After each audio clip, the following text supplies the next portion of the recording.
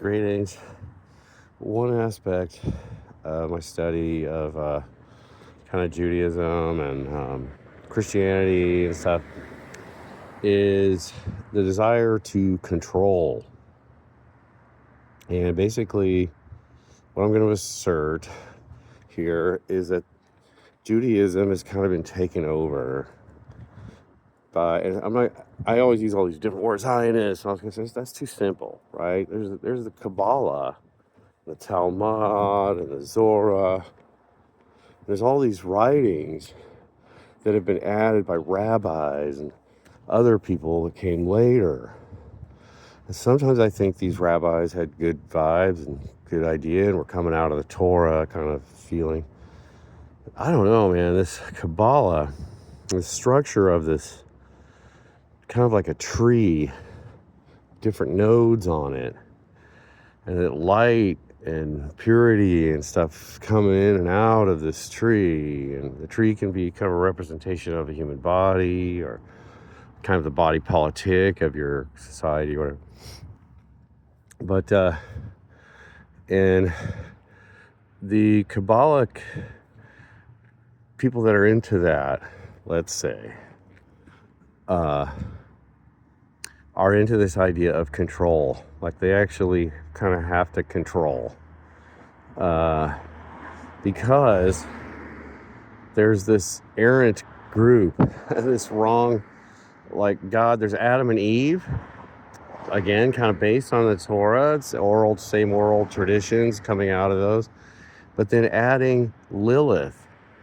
So there was this Adam and Lilith, and she was first. So Adam kind of, I guess, first got together with Lilith, and then I don't know, it wasn't quite right, and they produced not a cool, And so then he got together with Eve, and so the people that result from Eve are the Israelites, not modern day Israel, not any of that, but Israelites, these people.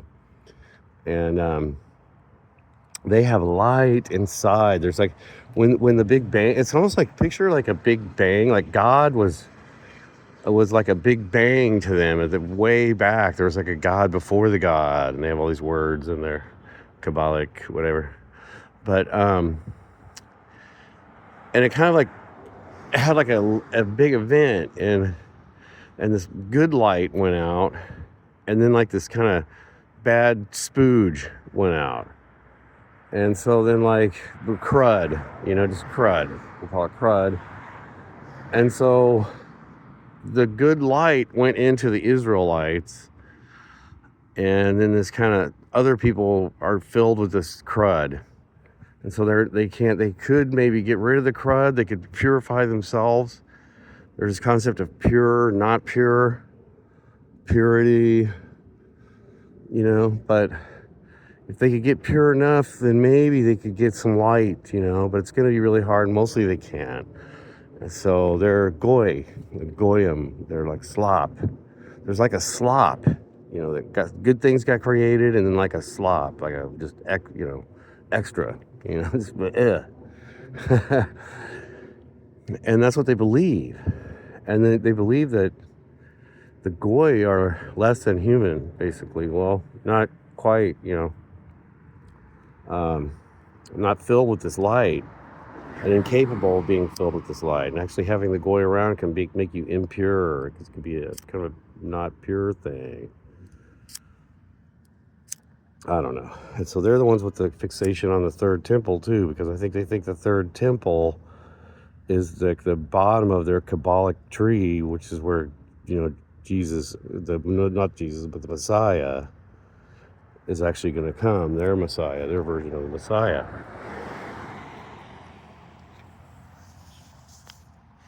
And they really want that to happen. So anyway, I just bring that up because of all the world conflict and all the things that are going on. It's very clear that Benjamin Netanyahu and all that posse are very kind of into this Kabbalic version of Judaism. This version that says we need to control. And I want to posit that there's another version of Judaism based on the Torah, which is more adherent to Jehovah, Yahweh, And it's more embracing of the mystery and the power of Jehovah and Yahweh, praying to Jehovah and Yahweh and being subservient and asking. And it's not, doesn't have this pride that you're the one that has to control things so much. Again, it's back to Faust and Frankenstein. We all have it. It's a symptom we all suffer from. This desire to control, this pride. So I disagree. I disagree with them. And I think their pride, I think they're having some kind of a climax right now. Let's just do it. Of course, now they said there's going to be peace, ceasefire, Lebanon. Yeah, we'll see. Anyway, good luck out there. All right, we'll explore these traditions. But when I think a real teacher arrives, the real teacher doesn't encourage you to reflect the divine by controlling things, having control over other humans, enslaving other humans. That's not divine. That's an aberration. That's the other side. All right, well, have a good one.